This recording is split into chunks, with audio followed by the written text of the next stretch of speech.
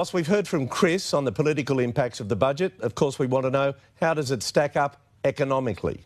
Well, there's one hero assumption in this budget, and that is that wages will start to grow and grow significantly over the next few years. The reason why that's heroic is because remember that the government makes just a little under half of all of its revenues from PAYE taxpayers. And so as a result, if either A, the number of jobs aren't as great as what the government imagines, or number two, those people don't get paid as much as what the government says in this budget, then quite clearly they won't have the revenues, and that could curtail their ability to be able to hand out the type of tax cuts that they've announced tonight.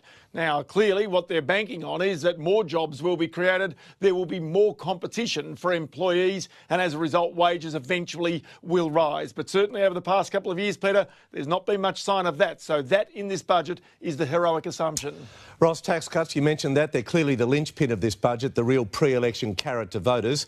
Give us some perspective. How significant are these changes, these cuts? The one thing that you've got to say and basically give acknowledgement to the government about is by 5 years, 2024, flattening out the tax rate between $45,000 a year and $200,000 a year to make certain that people in those income brackets pay no more than 30 cents on a dollar. That basically is good tax policy. The reason is it gives people incentive to work, incentive to earn more, and that's a good thing.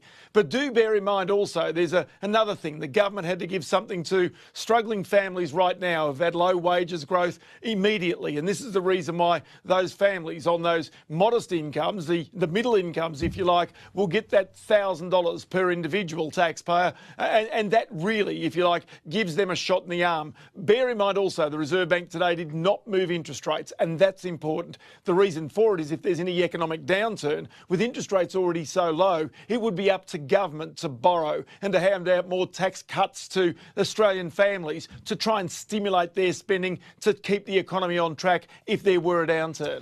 Roscoe, very quickly, impact on markets. You mentioned interest rates and how they were on hold today for the 28th consecutive meeting of the RBA.